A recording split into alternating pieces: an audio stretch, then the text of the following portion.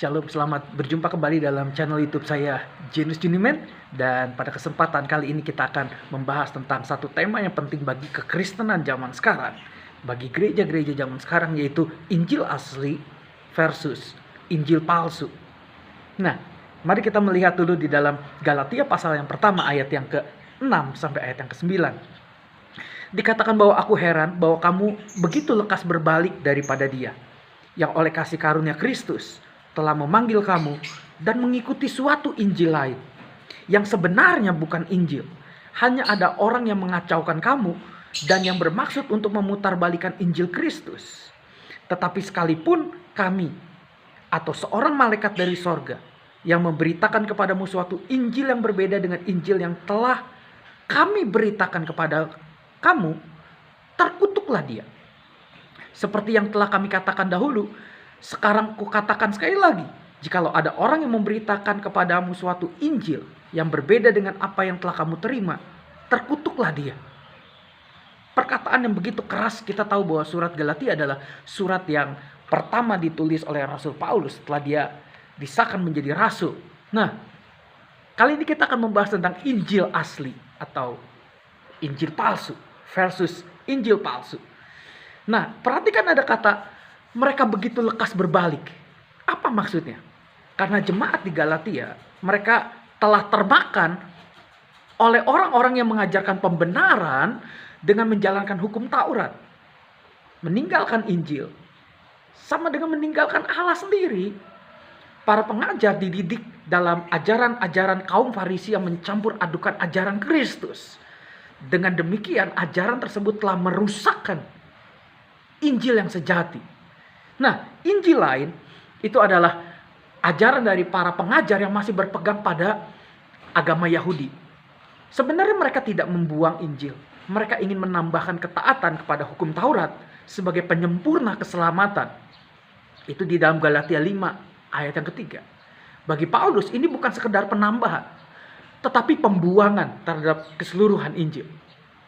Nah, Injil lain membuka jalan keselamatan yang berbeda dengan apa yang sudah diwahyukan dalam Injil, yaitu oleh perbuatan dan bukan oleh iman di dalam Kristus Yesus. Dikatakan bahwa yang sebenarnya bukan Injil, yang memang bukan Injil sama sekali.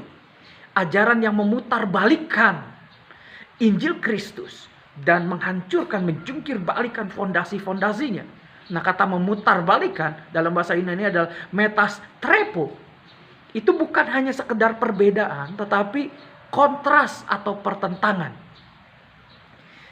Dan Paulus menuliskannya, terkutuklah ia. Dikatakan bahwa dalam bahasa Yunani anatema.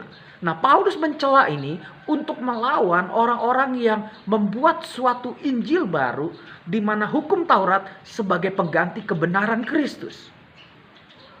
Sampai Paulus menjelaskannya, dikatakan bahwa kalaupun ada suatu Injil lain yang diberitakan kepada kamu oleh siapa saja atas nama kami atau dengan mengaku-ngaku bahwa Injil itu dari malaikat sendiri, kamu harus sadar bahwa kamu sedang diperdaya.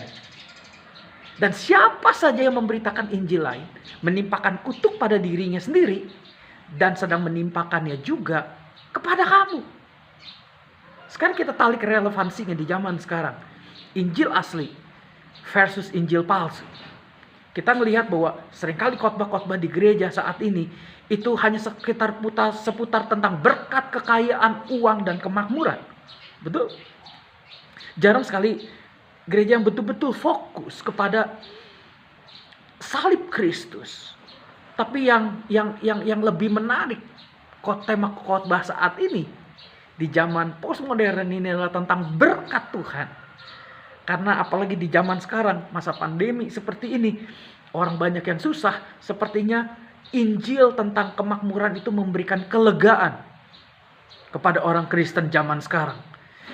Padahal kita ngelihat bahwa Injil palsu itu mengajarkan banyak tentang teologi sukses, teologi kemakmuran. Fokus mereka adalah harta, berkat, kekayaan, uang, dan hidup makmur. Tidak ada salahnya untuk kita bisa mengajarkan tentang berkat, tetapi kalau dalam 1 tahun tema khotbah tentang berkat itu hampir 100%, Itu mungkin akan menjadi satu pertanyaan. Nah, sedangkan Injil asli itu mengajarkan tentang salib Kristus, tentang kematian dan kebangkitan Kristus. Sepertinya tema tentang salib Kristus itu banyak ditinggalkan oleh orang Kristen zaman now. Karena mereka menganggap bahwa kurang menarik. Ngapain kok ikut menderita? Hidup ini sudah menderita. Ngapain lagi ikut Injil yang asli, ikut Tuhan kok mau menderita? Tanpa disadari bahwa banyak orang Kristen, banyak yang menganut teologi kemakmuran, sehingga akhirnya mereka dibutakan oleh kekayaan, oleh harta, oleh uang. Karena uang adalah sesuatu hal yang menarik bagi banyak orang Kristen, sehingga mereka terlena dengan berkat Tuhan dengan alasan bahwa ini adalah kebutuhan zaman sekarang, quote and quote. Akibatnya banyak orang Kristen imannya rapuh dan tidak tahan terhadap penderitaan dan aniaya. Selain itu, mereka akan mudah tinggalkan Tuhan karena mereka tidak berakar kuat di dalam Kristus. Bahkan ketika ditanya, apakah kamu tahu tentang siapa itu Kristus? Banyak anak orang Kristen yang tidak tahu tentang Kristus. Ya, Kristus adalah juru selamat, Tuhan yang pemberi berkat, tetapi tidak tahu tentang lebih jauh tentang siapa Kristus, siapa Tuhan sebenarnya. Nah, ini yang menjadi satu pemikiran buat gereja-gereja zaman sekarang. Bagi para pendeta, mari ajarkan tentang Injil yang asli. Bukan Injil yang lain, bukan Injil yang palsu, yang memutarbalikkan kebenaran firman Tuhan. Tuhan bukan hanya sekedar memberi berkat, tetapi juga Tuhan bisa marah, Tuhan juga bisa menyatakan keadilannya, Tuhan juga bisa mendisiplin. Mari kita memahami Tuhan, memahami Injil, memahami kebenaran firman secara utuh. Dan mari kita bertumbuh dalam kebenaran. Dan mari kita fokus untuk kita bisa mendengar Injil yang asli. Dan bagi para rohaniwan, para pendeta, para pengajar, mari kita ajarkan, khotbahkan Injil yang asli kepada jemaat, sehingga mereka semakin bertumbuh di dalam Tuhan, dan mereka semakin mengenal kebenaran, mencintai Tuhan, mencintai firman Tuhan, dan mereka sungguh-sungguh menjadi anak-anak Tuhan yang militan di akhir zaman ini. Kiranya ini bisa menolong kehidupan kita semua.